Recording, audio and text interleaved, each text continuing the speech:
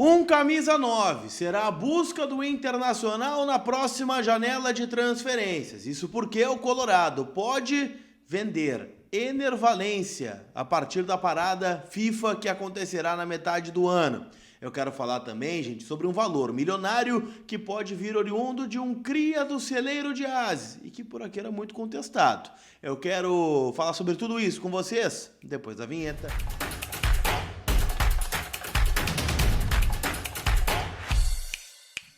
Tudo bem, gente? Vamos trocar uma ideia então, afinal, né? Eu quero atualizar vocês com as últimas informações do Internacional, com esse conteúdo que é em apoio da Telmaster, soluções em comunicação empresarial. Tu que tem uma empresa, pequena, média ou grande porte, você pode contar com a ajuda de quem é referência no mercado. Foco na eficiência e conectividade de pequenas empresas, médias, grandes, tudo isso você pode fazer com a Telmaster, que se destaca, né, pela inovação, atendimento personalizado e tecnologia de ponta. Ou seja, você pode melhorar, né, tudo dentro da tua empresa com a Telmaster. Então faz o seguinte, chama a Telmaster, o QR Code está aqui na tela, o link está na descrição, para você fazer, né, um orçamento personalizado, né, independente do modelo da tua empresa, né, vai ser um orçamento específico para ti. Então, chama eles e saiba mais em telmaster.com.br. Tá certo? Turma, quero falar um pouquinho sobre centroavantes. Afinal, no fim da última semana, um pouquinho antes ali do jogo do Inter contra a equipe do Mirassol, eu recebi uma informação de que o Inter vai ao mercado no meio do ano em busca de um 9. E o termo que eu ouvi foi um 9 de elite. E aí a gente teve um longo debate, né, na Maratona Mais 45 lá do Vozes, falando sobre o que é um camisa 9 de elite. Eu quero deixar muito claro uma coisa aqui para vocês. O Inter na janela, ele vai buscar jogadores que caibam no seu orçamento. O Inter não vai fazer uma loucura, como foi, por exemplo, contratar o Rafael Borré lá do Eintracht Frankfurt e do Werder Bremen. Que o Inter teve que desembolsar 7 milhões de euros naquela oportunidade, veio o Lucas Alario no pacote junto, mas enfim, né, foi um investimento alto que o Inter fez para trazer o atacante colombiano no começo do ano passado. O que é uma loucura, né? Um ouvinte esses dias me chamou a atenção de que os maiores investimentos do Inter foram em anos de Sul-Americana, né? Porque no outro ano, né, os reforços de 23 foi o Valência, né, que estava vindo em final de contrato, né, veio o Luiz Adriano, veio o Arangues, né, não teve nenhum grande investimento do Inter em 2023.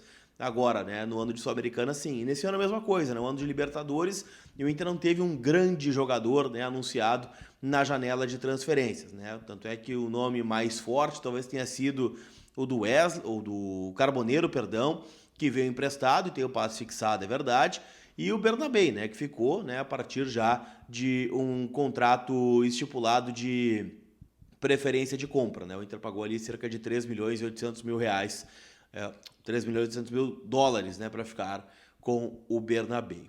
Mas o que eu estou falando sobre atacante, tá? O Inter vai atrás de um atacante e esse jogador será um atleta ou livre no mercado, ou emprestado, ou um jogador que esteja encostado em algum lugar. Mas é um 9, né, de características elite, né? Vamos deixar assim, tá?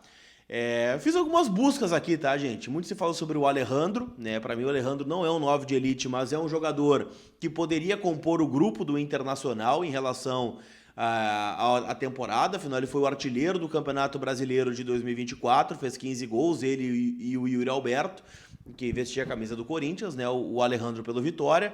Mas tem alguns nomes, tá, que estão sendo especulados aí e tal, né? E que tem o seu futuro indefinido. Vi que o Lennon Haas, por exemplo, tem canal aqui no YouTube, citou o Arnautovic, né, jogador já veterano, né, Marco Arnautovic tem 36 anos, austríaco, está na Inter de Milão e tem o contrato encerrando no final, né, da temporada europeia, ou seja, na metade do ano. Ele inclusive jogou, né, o último jogo da Inter contra a Lazio, empate em 2-2. Nessa temporada, 27 jogos, 7 gols, 2 assistências.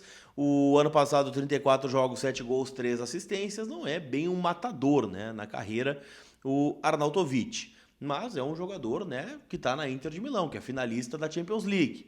Outro nome que vai ficar livre no mercado é Edin Dzeko, o bósnio, né, que está jogando no Fenerbahçe. É uma situação muito parecida com a do Valência. Tem o contrato encerrando no meio do ano. Então, poderia assinar um pré-contrato a qualquer outro valor. Estou dando uma olhada aqui no Transfer Market, por exemplo. O valor de mercado dele é 2 milhões de euros, né? O Inter poderia fazer esse movimento, esse sim um fazedor de gols, né? 52 jogos pelo Fenerbahçe neste ano, 21 gols, 7 assistências. Ano passado, 46 jogos, 25 gols e 8 assistências. Na temporada final dele na Inter de Milão, 52 jogos, 14 gols, 4 assistências. Fez um gol, né, agora recentemente, no dia 18, na vitória do Fenerbahçe contra o Eyüpspor, pelo campeonato turco, né, jogou 20 minutos, fez um gol, e assim vai, né? Então, esses, para mim, nomes de elite, né? Arnautovic, Dzeko, né, caras de outra prateleira.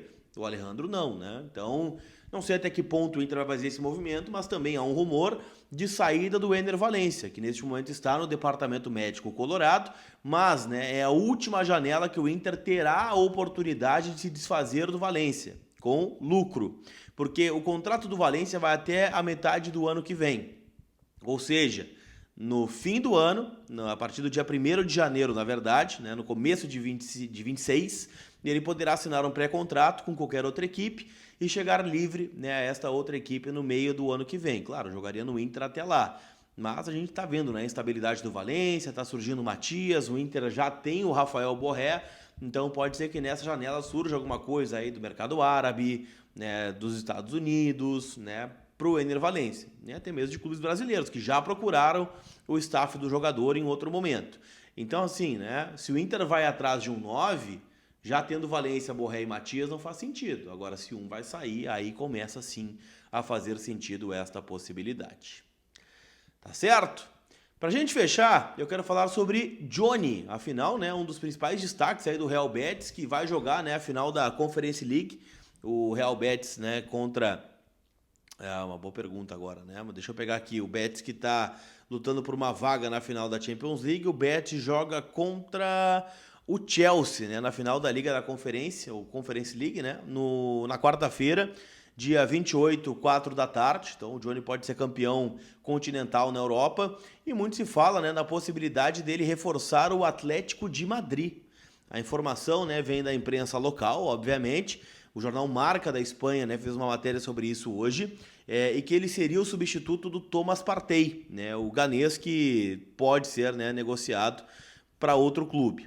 E segundo a imprensa local, o valor da oferta, tá, do Atlético de Madrid pro Betis pelo Johnny é de 30 milhões de euros. Estamos falando de 128 milhões de reais. Com isso, tá, o Inter tem direito a 20% de mais-valia, né? Ou seja, 20 valor a partir dos 6 milhões de euros que o Inter vendeu ainda em 2023, tá? Ou seja, se o time lá, o Betis, pagou 6 milhões de euros para o Inter para levar o Johnny e vai receber 30, o Inter teria 20% em cima dos 24 milhões, né? Que é a diferença de tudo, o que daria, né, cerca de 4,8 ou 5 milhões de euros, convertendo para a nossa moeda, 30 milhões de reais é o que daria aí de lucro para o Internacional esta venda do Johnny. Lembrando que o Tottenham da Inglaterra tem a preferência de compra, né, fixada em 25 milhões de euros, visto, né, que o Lo Celso, né, acabou indo para o Betis, né, em definitivo, pertenceu ao Tottenham, então na troca eles quiseram ficar com o percentual, né, de preferência do ex-colorado. Tá certo? Não esquece que esse conteúdo é em nome de KTO, kto.bet.br, minha casa de apostas, pode ser a sua também, kto.bet.br, hoje Copa do Brasil, Grêmio em campo contra o CSA, será que vai dar crime? Eu tô apostando no ambos marcam nesse jogo, e com emoção pros caras, tá? E também tô apostando na vitória do Vasco contra o Operário, tá certo? Não esquece, vai lá, o link, né, para se cadastrar pelo colarzinho tá aqui no primeiro comentário fixado deste vídeo. Tá certo? Aquele abraço, a gente se vê. Fui!